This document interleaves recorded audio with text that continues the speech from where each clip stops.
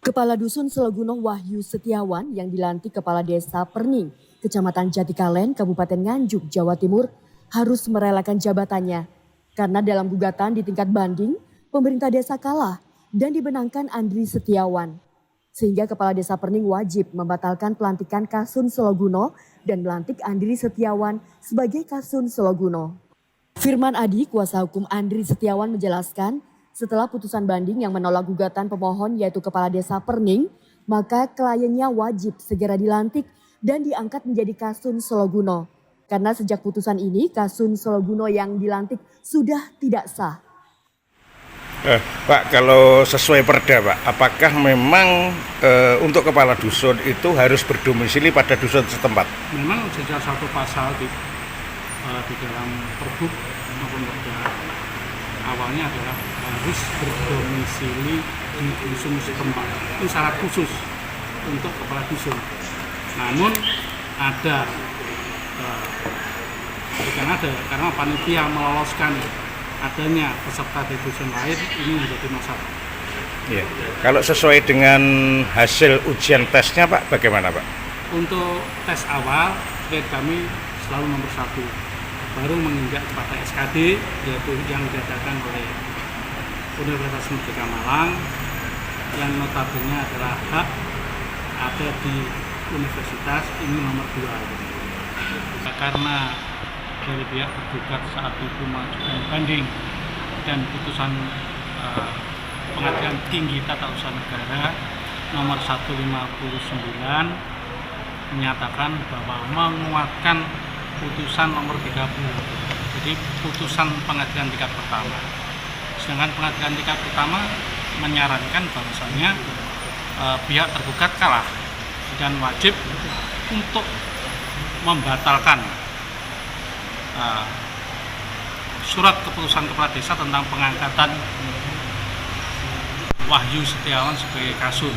Yang kedua, mewajibkan mengangkat Andri Setiawan menjadi Kasun.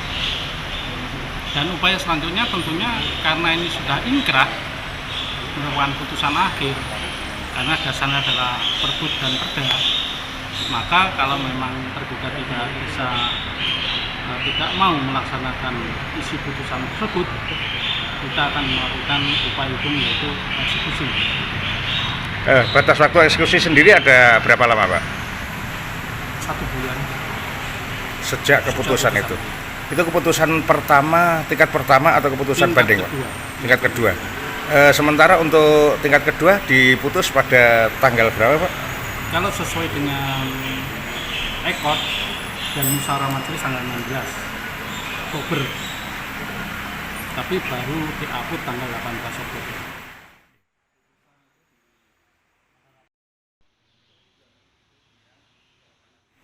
Ya,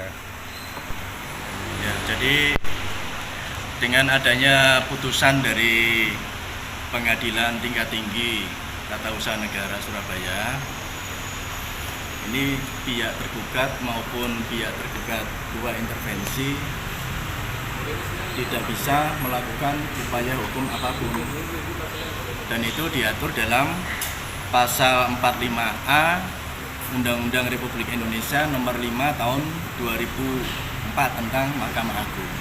Ya. Di situ dengan adanya perkara yang bersifat kedaerahan yang di PT-UN itu tidak bisa diupayakan lagi upaya hukum biasa maupun upaya hukum luar biasa.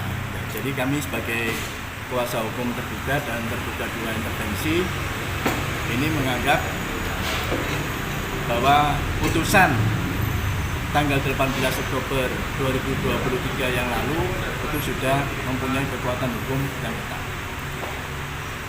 Artinya kepala desa harus segera melaksanakan putusan tersebut. Benar, secepat mungkin sebagai orang atau pejabat pemerintahan yang taat hukum, dia harus melaksanakan apa isi dari putusan Pengadilan Tata Usaha Negara maupun Pengadilan Tingkat Tinggi Tata Usaha Negara. Enggan mencopot perangkatnya. Jadi begini ya, masalah pencopotan, dengan adanya putusan ini otomatis SK atau objek sengketa yang dibuat oleh tergugat, dalam hal ini kepala desa, oleh pengadilan dinyatakan tidak sah. Apabila bersikuku kepala desa tidak segera mengangkat klien kami untuk menjadi kepala dusun sesuai dengan isi putusan, otomatis kepala desa tersebut akan menyusahkan dirinya sendiri ya. Sebab itu bisa digugat secara perdata maupun pidana. Sementara Santoso kuasa hukum yang lain menegaskan apabila kepala desa tidak segera mengangkat kliennya sebagai kepala dusun, maka akan menyengsarakan dirinya sendiri dikarenakan dapat digugat pidana maupun perdata. Dari Nganjuk, Haryadi Swandito, Garda TV.